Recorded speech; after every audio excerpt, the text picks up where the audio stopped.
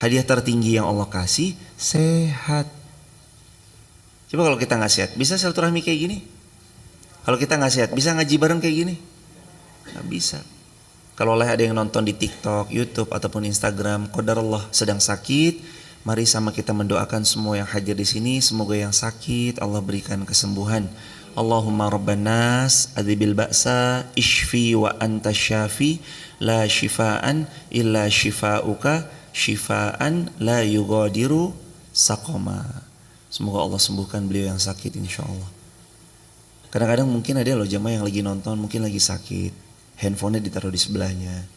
Itu insyaallah sama kita mendoakan diberi kesembuhan sama Allah Azza wa Jalla insyaallah. Terus tadi kita baca apa lagi? Rabbi shrah li sadri, itu doanya Musa. Ketika Musa berhadapan sama sosok yang besar dan kufurnya luar biasa namanya Fir'aun. Doanya Rabbi shrah li sadri wa yassir li amri. Kalau Musa aja berhadapan sama sosok sebesar Fir'aun, bacanya doa itu, kita kan nggak pernah berhadapan sama sosok-sosok Fir'aun. Artinya mungkin kita punya masalah tapi nggak sebesar masalahnya Musa bertemu dengan Fir'aun. Maka baca doa ini, Rabbi shrah li sadri, ya Allah buat dadaku lapang untuk menerima ketetapan. Kan kadang hidup nggak pernah seideal yang kita kira. Hidup kan nggak pernah selalu sesuai sama harapan. Makanya minta sama Allah, Rabbi shrah li sadri, dadaku tolong lapangkan ya Allah. Terus berikutnya, wa yassir li amri, urusan-urusanku yassir ya Allah, yassirli, permudah. Yang lain antri, kita mungkin enggak. Yang lain macet, mungkin kita enggak karena kita ngerasa lapang. Yang lain mungkin panjang, kita dipermudah lewat jalur shortcut, jalan pintas. Yang lain mungkin mumet, kita sedikit mumet iya tapi terurai kemudian.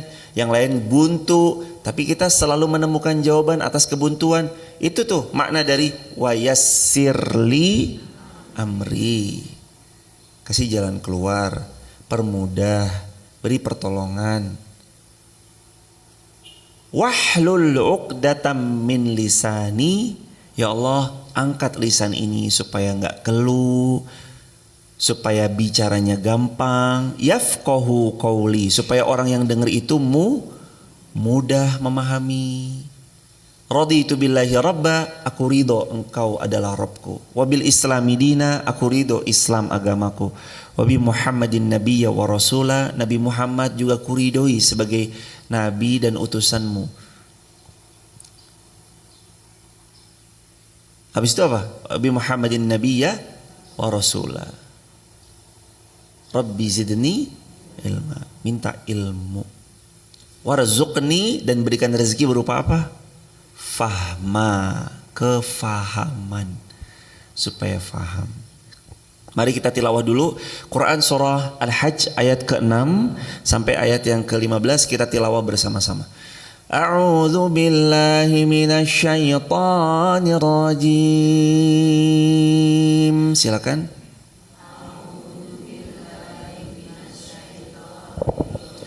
Bismillahirrahmanirrahim. Dzalika bi anna Allaha huwal haqq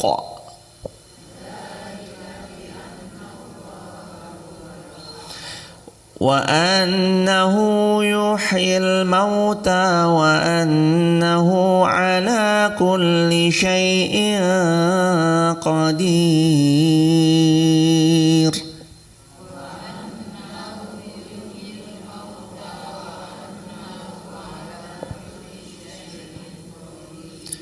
Wa anna as-sa'ata atiyatun la raiba fiha.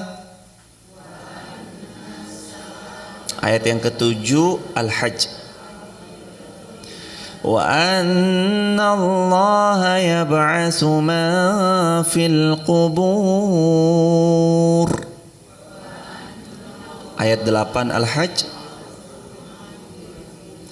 ومن الناس من يجادل في الله بغير علم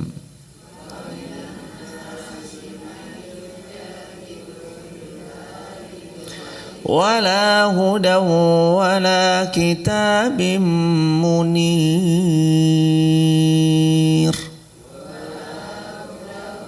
9 ayat 9.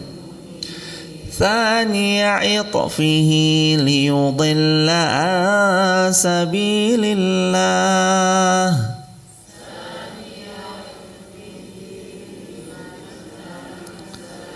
له في الدنيا خزي ونذيقه يوم القيامة عذاب الحريق.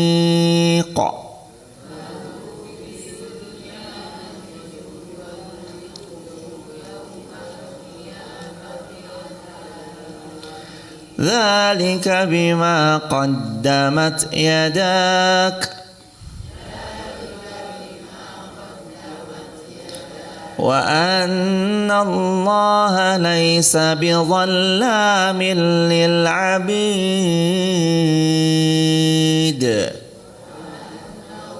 Ayat 11 Al-Hajj ayat 11. وَمِنَ النَّاسِ مَن يَعْبُدُ اللَّهَ عَلَى حَرْفٍ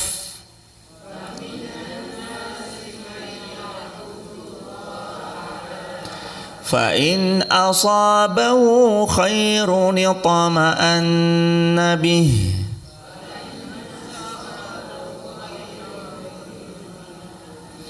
وَإِنْ أَصَابَتْهُ فِتْنَةٌ انقلب على وجهه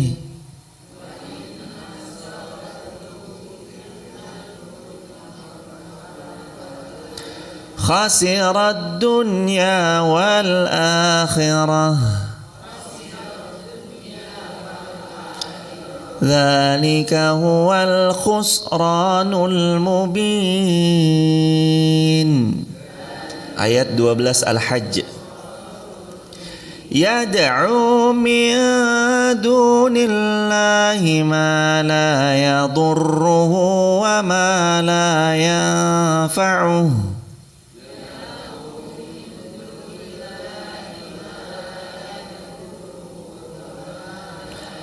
ذلك هو الضلال البعيد. Ayat 13. Yad'u laman darruhu aqrabu min naf'ihi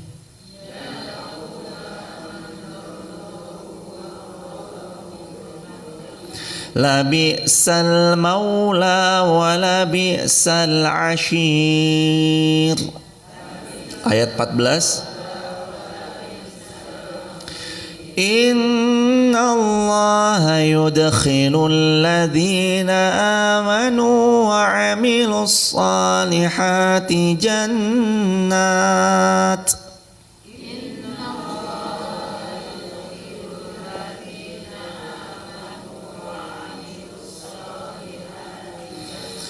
jannatin tajri min tahtihal anhar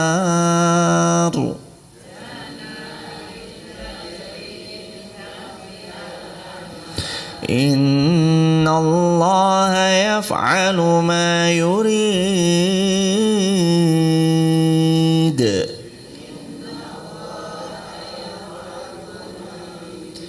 Man kana yazunnu an lan yansurahu Allahu fid dunya wal akhirah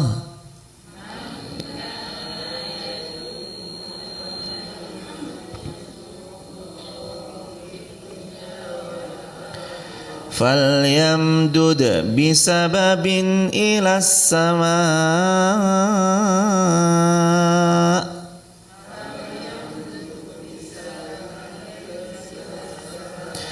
ثم ليقطع فلينظر هل يذهبن كيده ما يغيظ.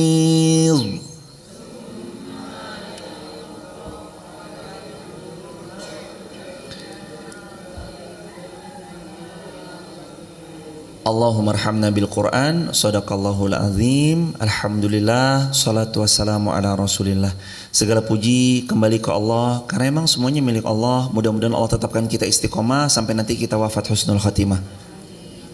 Kedua kalinya salawat bertangkaikan salam teruntuk baginda Rasulullah Muhammad sallallahu alaihi wasallam. Allahumma shalli wa sallim wa zid wa an'im wa karim wa barik alaih.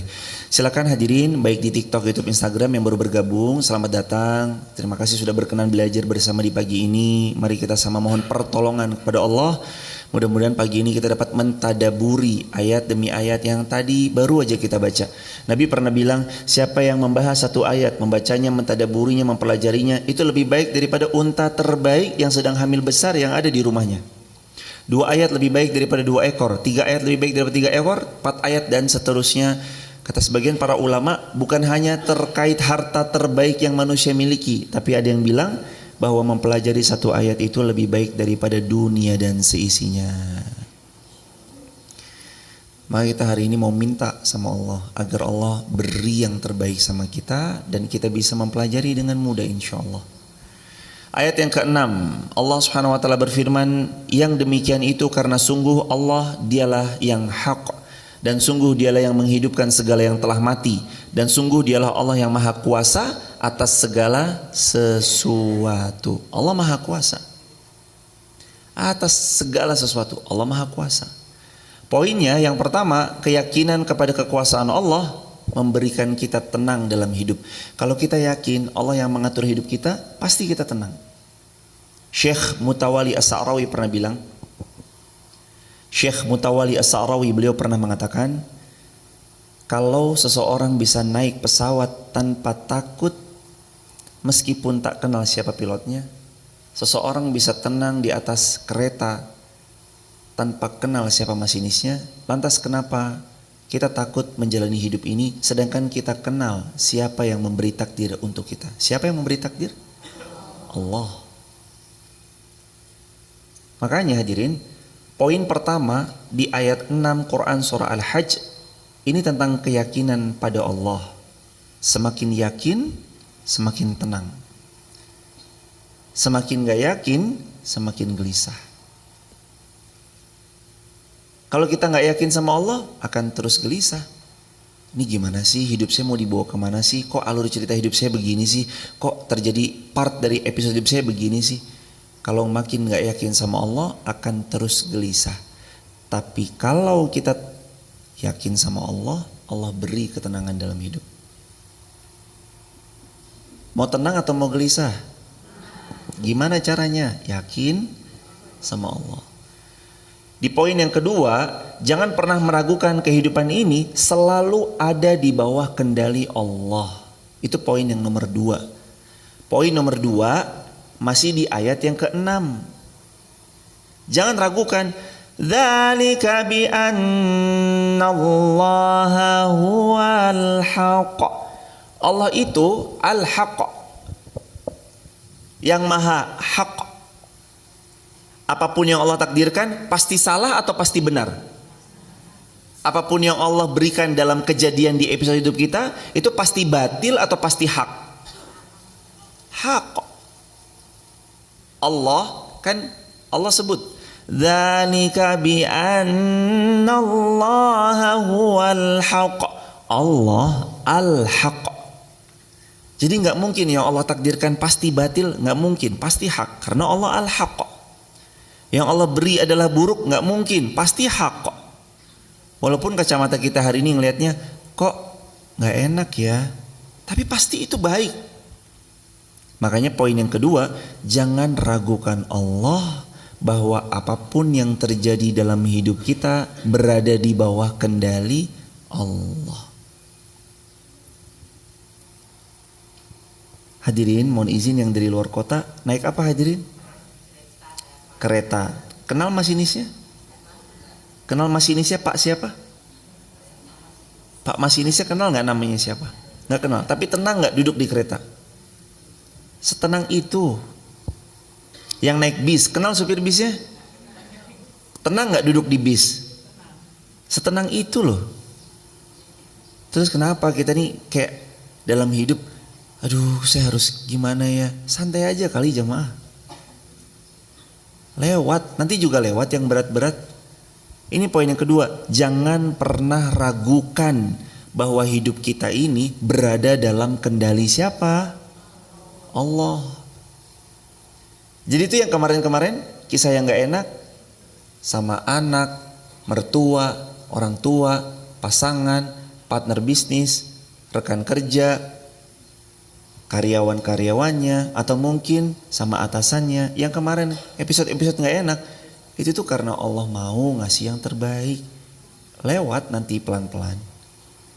Jadi jangan pernah ragukan bahwa semua hidup kita ada di atas kendali siapa? Allah. Itu poinnya, bahwa Allah al-haq. Gak mungkin yang Allah kasih batil. Allah al-haq. Gak mungkin yang Allah mau beri adalah yang jahat. Apalagi nanti jamaah ketemu sama ayat 10 telak. Ayat 10 telak, nanti kita ketemu ayat 10. Wa annallaha laisa bidzallamin lil abid. Ayat 10 penggalan akhirnya Allah berfirman gimana? Ayat 10 penggalan akhirnya, Allah tidak pernah zalim kepada hamba-hambanya. Pernah Allah zalim sama kita? Kitanya yang zalim sama diri kita sendiri. Allah tuh gak zalim sama kita. Ayat 10 telak, nanti kita bahas pelan-pelan. Sekarang kita masuk ayat yang ke-7. Wa anna as-sa'ata atiyatul la raiba fiha. Dan sungguh hari kiamat itu atiyah, pasti datang. La raiba fiha, gak diragukan. Hari kiamat tuh pasti datang, pasti terjadi.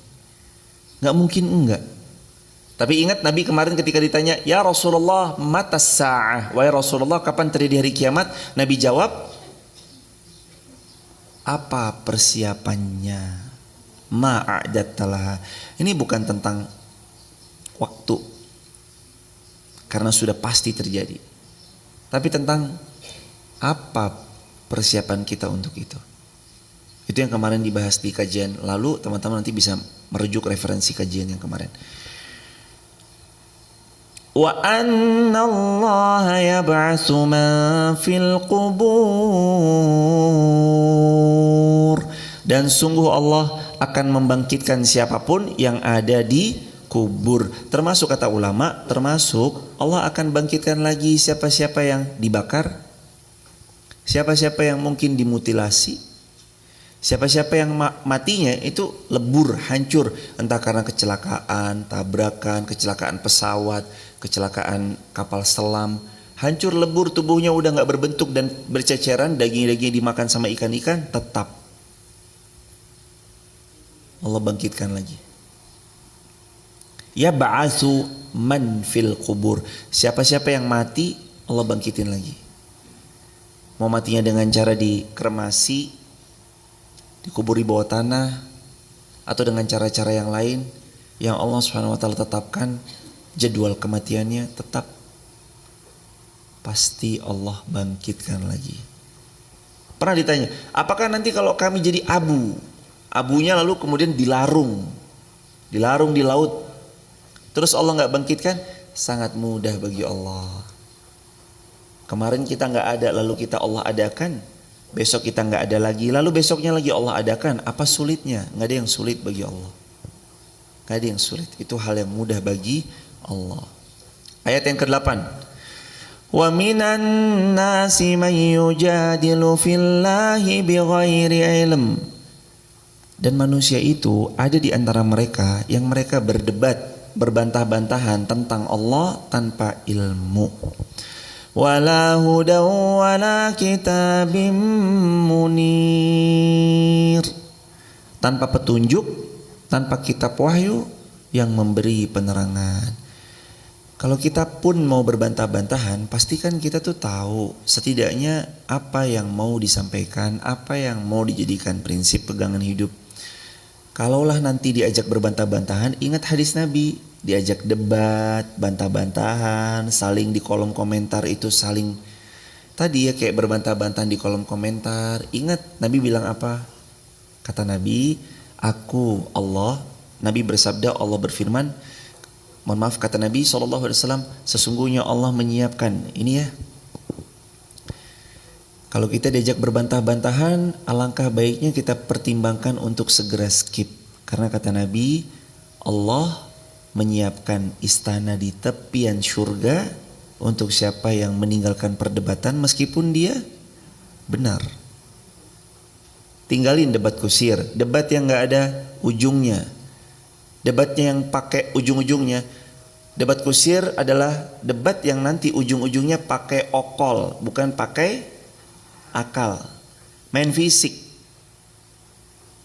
Akhirnya saling mau pukul-pukulan lah, atau sampai yang lebih ekstrim daripada itu saling menghilangkan nyawa. Udah, tinggalin perdebatan kusir itu. Karena Allah jamin nanti kita dapat istana di tepi surga cuma karena meninggalkan debat. Kalau jamaah mau ngasih tahu sama orang, cukup kasih tahu. Ini hadisnya, ini Qur'annya, mau alhamdulillah, nggak mau alhamdulillah. Assalamualaikum warahmatullahi wabarakatuh. Selesai, udah.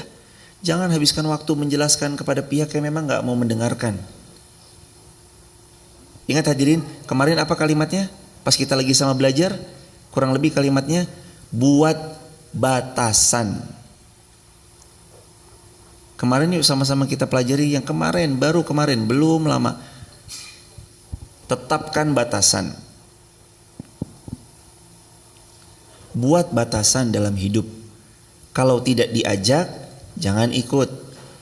Kalau kita tidak diprioritaskan, jangan memprioritaskan.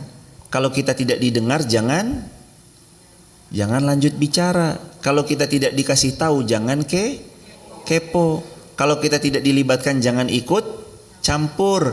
Dan kalau tidak diminta, jangan diumbar. Kadang-kadang ya emang kayak gitu aja. Termasuk tadi ya, meninggalkan perdebatan tuh salah satu seni hidup sebenarnya. Gak usah mumet-mumet lah. Orang tuh kan dua. Dia menerima kebenaran atau dia mencari pembenaran. Betul gak? Orang kan dua tipe kan? Orang kan dua tipe. Tipe pertama mencari kebenaran. Tipe kedua mencari pembenaran. Kalau ketemu sama tipe yang pertama, yang mencari kebenaran, kasih aja ayatnya, kasih aja hadisnya, kasih aja nasihat para ulamanya. Selesai, dia cari kebenaran. Tapi kalau mencari pembenaran, dikasih hadis, dikasih ayat, dikasih nasihat, qaul ulama, tetap aja dia kekeh. Tapi kan ini menurut saya, tapi kan ini pandangan saya. Hadirin, kalau ketemu orang mencari kebenaran, satu ayat cukup. Dia pasti akan mengerti, memahami, dan merenung. Tapi kalau ketemu sama yang ngajakin debat kusir, sibuknya mencari pembenaran, mau 1000 ayat didatangkan, dia tetap akan berkilah, berkelit, beralasan. Yang akhirnya ujung-ujungnya kita kesel sendiri. Daripada kesel sendiri, mending tinggal. Ingat, yang cerdas akan merenung, yang BODOH akan tersinggung. Yang cerdas akan merenung, yang dungu akan tersinggung. Nasihat kan kayak gitu. Kalau cerdas, kita merenung. Ya terima kasih. Ya terima kasih udah dinasihati. Tapi kalau tidak, tersinggung pasti. Emangnya siapa yang lebih emangnya siapa? Emangnya tersinggung. Wallace jamaah. Orang-orang berilmu bawaannya tuh Wallace, santai hidupnya, nggak gampang tersinggungan. Oh ya udah. Kalaupun memang benar-benar itu kalimat menyinggung jiwa dan hatinya, dia pasti bilang kok, oh mungkin belum tahu. Sekalipun ada orang yang benar-benar nyinggung, ah ya udahlah, Kita punya pilihan, saya mau klarifikasi atau saya mau diam, ya saya pilih diam aja. Karena kan sikap kita saat terjadi fitnah, terjadi orang yang bicarakan kita kan cuma dua. Sikap kita yang pertama klarifikasi, yang kedua diam. Dan kita nggak bisa jamaah menutup semua mulut manusia, itu nggak bisa. Apalagi zaman dunia sosmed kayak gini. Dunia sosmed mah TikTok, YouTube, Instagram, sedetik setelah jamaah upload, jamaah harus siap kalau ada yang komen. Kok 1 detik Ustaz? Iya, emoticon. Emoticon kan 1 detik. Kalau ngetik mungkin butuh 5 detik lah. Ih dasar ABCXYZ gitu.